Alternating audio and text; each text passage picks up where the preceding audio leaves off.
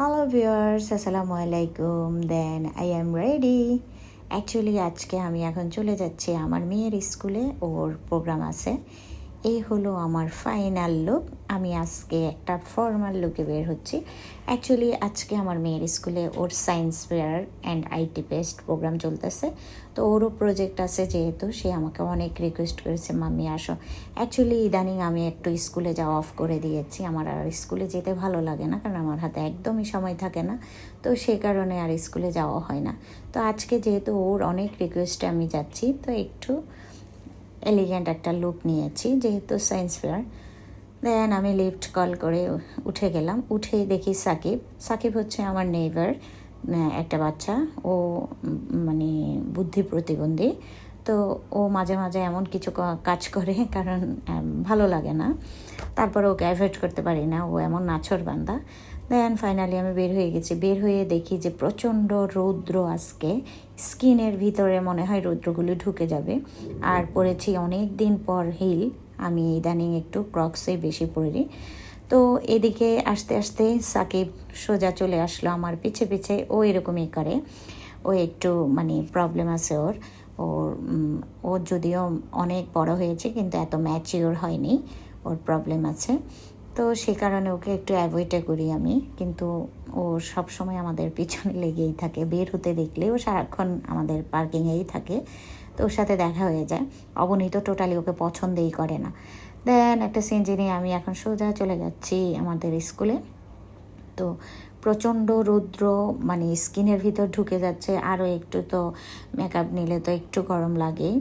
তো সেই কারণে আমি আমার ড্রেসটাও রেখেছি একটু যেন পাতলা, যেন গরম বেশি না লাগে। তারপরও প্রচণ্ড গরম। তো সিএনজিতে বসে নিজেকে একটু রেডি করলাম। খুবই ভালো লাগতেছে। আর ফ্লাইওভারে যখন উঠে নিজেকে অন্যরকম ফিল হয়। বাতাস থাকে, চুলগুলো এলোমেলো থাকে। আর যেহেতু একা একা থাকি, নিজেকে একটু বিজি রাখার চেষ্টা করি। এই হলো আমার লাইফস্টাইল। তো যাচ্ছি। আর প্রচণ্ড জ্যাম ছিল আজকে রাস্তায়, গাড়িও পাচ্ছিলাম না, টাইমও নাই হাতে। আর ও বারবার ফোন দিচ্ছে, তুমি আসছো না কেন? কারণ ওর প্রজেক্টের জাজরা আসার আগেই যেন আমি দেখতে যাই। দেন ফাইনালি চলে আসলাম আমি গেটে। এসে ওনাদেরকে নক দিলাম যে সায়েন্স ফেয়ারের জন্য ভিতরে ঢুকতে হবে। দেন ওরা দরজা খুলে দিল, আমি ভিতরে ঢুকলাম। ভিতরে দেখি যে এত বেশি প্যারেন্টস নাই, এমনি প্রোগ্রামটা তো অডিটোরিয়ামে।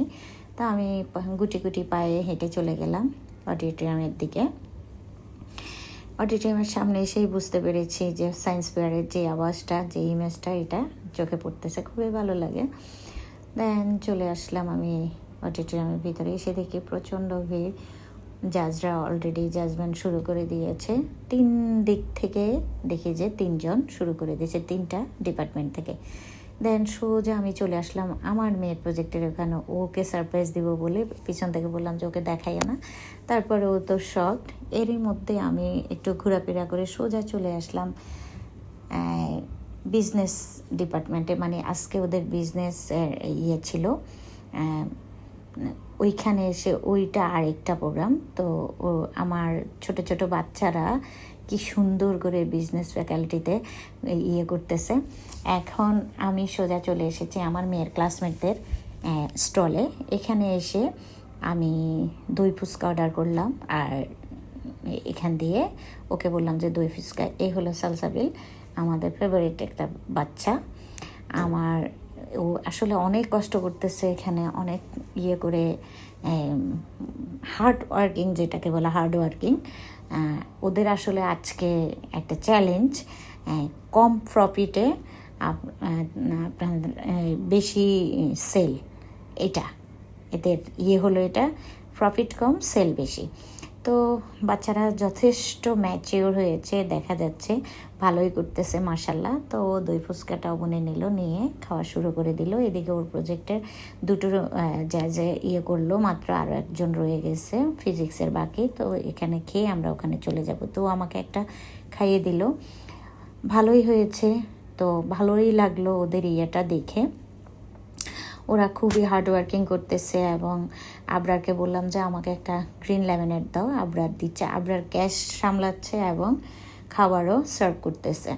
তো এদের এই জিনিসগুলো দেখে আমার কাছে খুবই ভালো লেগেছে। আর আবরাজ ছেলেটাকে আমার ছোটোবেলা থেকেই পছন্দ, এত পছন্দ আমি মানে ভাষায় প্রকাশ করতে পারবো না। এই ছেলেটার প্রতি আমার এত আদর এবং এত ভালোবাসা, সবসময় ওর জন্য দোয়া আমার মানে আমার পক্ষ থেকে।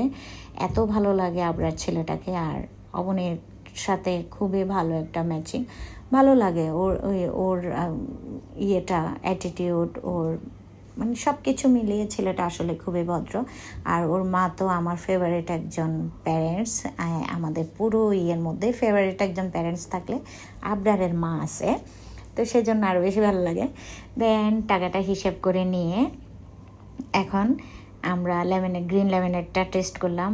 খাবারটার মানও ভালো ছিল আর খুবই ভালো লাগছে। আর মানে ওরা আসলে খুবই কম প্রফিটে সেল করতেছে, এই জিনিসটা আমার কাছে ভালো লেগেছে। ওদের সেলও হয়েছে অনেক, মাশাল্লাহ। আসলে আমরা বেশি লাভ করতে গিয়ে যে আমাদের প্রোডাক্ট রয়ে যায়, এটা আসলে ঠিক না। কম সেলে বেশি, কম প্রফিটে বেশি সেল আসলে অনেক লাভবান হয়। তো আসলে বিজনেসের এই পলিসিগুলো আসলে যারা জেনে থাকে, যারা ভালো বুঝে, তারা অনেক শাইন করতে পারে। তো সেখান থেকে আমরা খাওয়া দাওয়া শেষ করে এখন সোজা চলে যাচ্ছি আবার অডিটোরিয়ামের দিকে। ওখানে আরও কাজ আছে, ওখানে এখনও অবনীর ফিজিক্সের জ্যাজ এখনও আসেনি, তো সেখানে গিয়ে আবার দেখব। দেখার পরে দেখি কী অবস্থা। তো সোজা চলে আসলাম আমি এখন অডিটোরিয়ামে। এটা হলো জিএমও অর্গানিক ফার্ম, আমার মেয়ের প্রজেক্ট। তো এখান দিয়ে ছোটন স্যার এসেছে, ছোটন স্যারের সাথে ও ডিসকাস করতেছে, এক্সপ্লেশন করতেছে যে কীভাবে ইয়ে করে। তো খুবই ভালো লাগে বাচ্চাদের আসলে সাকসেস এবং বাচ্চাদের বাবা মাদের অনেক অনেক মানে ভালো লাগে আর কি। আসলে এটা ভাষায় প্রকাশ করার কিছু না। তো সব মিলিয়ে ভালোই লাগলো, আলহামদুলিল্লাহ। যদিও আমার মেয়ের সাথে আনফেয়ার হয়েছে, তো কিছু করার নেই। আসলে আপনি যদি একটা জিনিস মনে রাখবেন, আপনার সাথে যদি কেউ খারাপ কিছু করে থাকে, উপরওয়ালা একজন আছে, সৃষ্টিকর্তার মানে বিচার আসলে নেচার বলে একটা কথা আছে, ওটা টাইম মতো হয়ে যাবে। তা আমরা আসলে এটা নিয়ে আর কোনো আনএক্সপেক্টেড একটা বিষয় ঘটে গেছে, তো সেজন্য আর কিছুই বলি নাই। তো ওগুলো করে টোরে সায়েন্স ফেয়ার করে টোরে আমরা চলে যাব কিছুক্ষণ পর। তো দেখা হবে নেক্সট ভিডিওতে, সে পর্যন্ত আল্লাহ হাফেজ, টাটা।